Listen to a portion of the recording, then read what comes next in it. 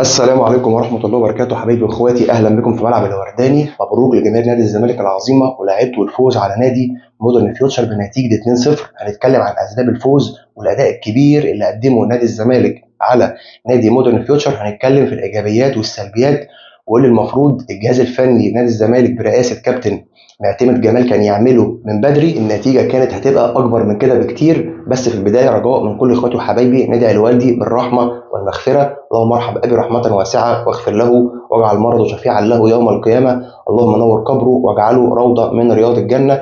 اللهم عطر قبر أبي برائحة الجنة. اللهم اسكنه الفردوس الأعلى مع النبيين والصديقين والشهداء والصالحين وحسن أولئك رفيقا وموتى المسلمين أجمعين. ربنا يحسن خاتمتنا جميعا، ولا أراكم الله مكروها في عزيز غالي لديكم، وعظم الله أجركم جميعا. ربنا يحفظ إخواتنا في فلسطين وينصرهم ويزيل هذا الكرب والبلاء الغاشم الضعيف، آمين يا رب العالمين. نبدأ بسم الله. الشوط الأول كله ضغط واستحواذ وسيطرة من لاعيبة نادي الزمالك. شفنا رتم سريع في اللعب وبناء هجمات وتحضير لعب منظم. شفنا لاعيبة نص الملعب دونجا ورؤى اللي كانوا متألقين جدا النهارده وبيأدوا الدور الهجومي والدفاعي بشكل كبير جدا. شفنا في تفاهم وانسجام وربط وتكملة مع الجبهتين، سواء من عند ابراهيم نضاي او زيزو اللي كانوا مؤثرين جدا النهارده وبيتحركوا في اماكن كتير وبيقوموا بادوار لا مركزيه. كانوا مؤثرين جدا سواء من الجبهتين او في العمق. شفنا جماعيه في اللعب وتدعيم بالناحيه الهجوميه، بالرغم من اننا ما سجلناش اجوال خالص طول النص ساعه الاولى في الشوط الاول. وعاوز اعلق على الجزئيه اللي يسأل عنها كابتن معتمد جمال. عاوز اعلق على محمد طارق. محمد طارق النهارده كان الحاضر الغائب، كانش فيه اي ربط خالص بين محمد طارق وزيزو. محمد طارق ما كانش في حالته خالص النهارده، وكان فيه ميس باص كتير.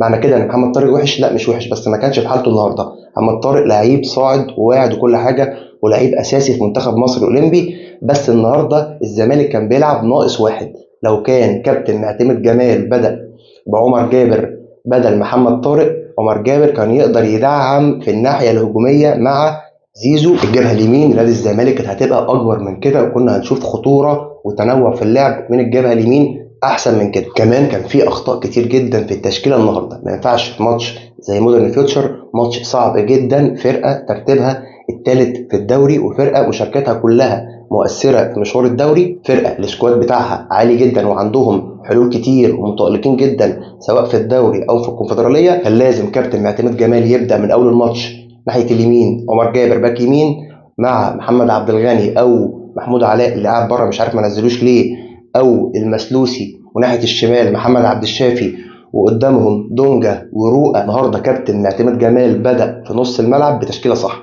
وقدامهم ناحيه اليمين زيزو وناحيه الشمال ابراهيم نضاي اللي كان متالق جدا النهارده. في الناحيه الشمال لعيب عنده سرعات وعنده حلول كتير وبيقوم بادوار لا مركزيه وبيتحرك في اماكن كتير مؤثره. شفناه بيعمل عرضيات، شفناه بيسدد كتير، شفناه بيصنع لعب. يبقى كان المفروض زيزو ونضاي وقدامهم اوباما والجزيري او شيكا والجزيري. يبقى اخطاء كابتن معتمد جمال النهارده انه لاعب محمد طارق ناحيه اليمين، كان المفروض يلاعب عمر جابر ناحيه اليمين، وناحيه الشمال محمد عبد الشافي. معرفش ازاي كابتن معتمد جمال كان بيلاعب عمر جابر النهارده باك شمال. كابتن معتمد جمال لو كان بدأ بمحمد عبد الشافي مع ابراهيم نضاي كان يقدر يربط مع ابراهيم نضاي. محمد عبد الشافي مميز جدا في الناحيه الهجوميه، غير الدور الدفاعي اللي بيقوم بيه بشكل كبير. بيقدر يعمل عرضيات مؤثره جدا، بيقدر يفتح لعب ويبني هجمات منظمه ويحضر لعب مع لعيبه نص الملعب. وان هنشوف تنوع وجماعيه في اللعب وتدعيم اكتر في الناحيه الهجوميه من الجبهه الشمال، بدليل اننا لما شفنا محمد عبد الشافي نزل في الشوط الثاني، شفنا عمر جابر لعب في مركزه الصح، شفنا تنوع في اللعب اكتر وخطوره اكتر ورتم سريع، وشفنا لعيبه نادي الزمالك ضيعوا فرص وهجمات كتير. النتيجه كانت ممكن تبقى اكتر من 2-0 بالرغم من الغيابات المؤثره جدا. مفتاح اللعب النهارده كان من عند رؤى ودونجا، والجبهتين اليمين والشمال من عند زيزو ونضاي، ودور سيف الدين الجزيري المؤثر والكبير جدا. هو ده المهاجم اللي اقدر اقول عليه فرود وقناص، مهاجم محطه. يبقى لما ببدا بتشكيله صح ولاعيبه عندها روح وجرينتا ومركزه، بتبقى دي النتيجه بالرغم من الغيابات. يقدر نادي الزمالك يحقق نتيجه ايجابيه ويكسب كل ماتش. ولسه كنا بنتكلم عن دور سيف الدين الجزيري اللي تسبب في الجون الاول نادي الزمالك ضربه جزاء في الدقيقه 37 بمهاره ومراوغه، حط جسمه صح وتسبب في ركله جزاء نفذها احمد سيد زيزو بمهاره بقوه وركنها على شمال جنش، ما قدرش يعمل معاها اي حاجه. بالنسبه لنادي مودرن فيوتشر طول الشوط الاول ما شفناش اي خطوره حقيقيه، مفيش غير الكره اللي في العارضه اللي نفذها الصفاقسي واتحسبت اوفسايد، بس نجح ان هو يسرق الدفاع واتحرك صح بمهاره. لكن في مجمل الشوط الاول ما شفناش اي خطوره حقيقيه لنادي مودرن فيوتشر، بالرغم من ان سكوادهم اعلى واكتر من نادي الزمالك. فرقه فيها عمر كمال عبد الواحد اللي اكبر الانديه في مصر اتنافست على انها تجيبه، ونجح النادي الاهلي في التفاوض مع عمر كمال عبد الواحد وقدر يقنعه، لان رغبه عمر كمال عبد الواحد كانت النادي الاهلي.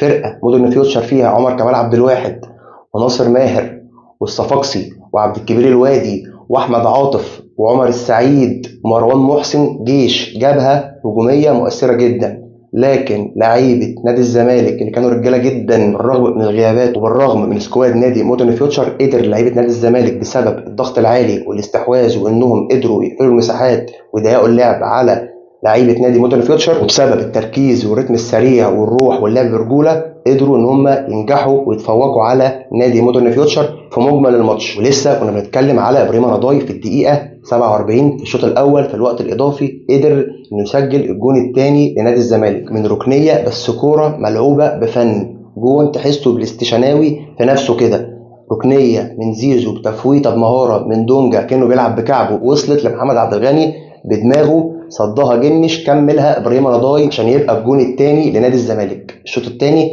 نفس الاداء العالي جدا، استمرار الضغط والاستحواذ والتنوع في اللعب من لعيبه نادي الزمالك. شفنا نشاط وتحركات كتير وتنوع وسرعه من على الاطراف. شفنا ابراهيم رضاي اللي كان متالق جدا النهارده وكان في حالته، شفناه بيعمل عرضيات، اسيستات، بيسدد كتير وضيع جون في مؤكد في بدايه الشوط الثاني. لو كان وجه صح كانت جون. ده غير الناحيه اليمين للعالمي الدولي أنكل زيزو حبيبي اللي بيلعب أساسي في منتخب مصر، مع إن ما كانش فيه اللي بيربط معاه في الجبهة اليمين، لأن محمد طارق النهارده ما كانش في حالته خالص. قدر أحمد سيد زيزو بسبب إمكانياته الكبيرة إنه يفك الرقابة الكبيرة جدا اللي كانت عليه في ماتش النهارده.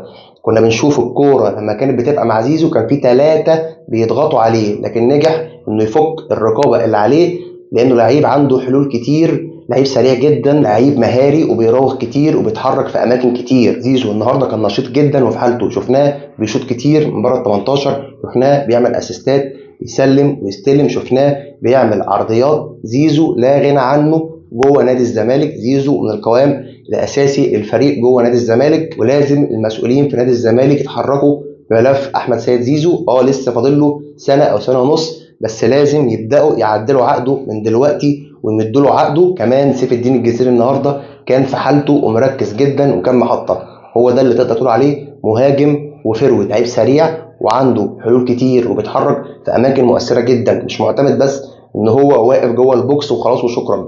لعيب كبير، شفناه بيشوط من بره ال 18 وجوه ال 18 وبالهيد. شفنا سيف الدين الجزيري بيشارك في اكتر من كوره، لعيب محطه وبيعرف ازاي يبني لعب مع زمايله وبيعرف ازاي يسهل على زمايله اللعب، غير الامكانيات الكبيره اللي عنده. سيف الدين الجزيري لعيب كبير وخبرات، لعيب دولي واساسي في منتخب تونس. في رايي طبعا نادي الزمالك لازم يدعم صفقات، بس الناحيه الهجوميه عندنا تطمن شويه، بس محتاجين مهاجم افريقي قوي مع الجزيري، سواء جونسون صواع او محمد كوناتي او تيبو حكيم او جين ايبوكا. يبقى اقول اللعيبه دي لان هم اللي عاملين ضجه الفتره الاخيره، يبقى محتاجين ندعم بمهاجم افريقي مع باك شمال مع محمد عبد الشافي. محمد عبد الشافي كتر الف خيره، ادى اللي عليه وزياده مع نادي الزمالك، تاريخه مع نادي الزمالك بالارقام هو اللي بيقول كده.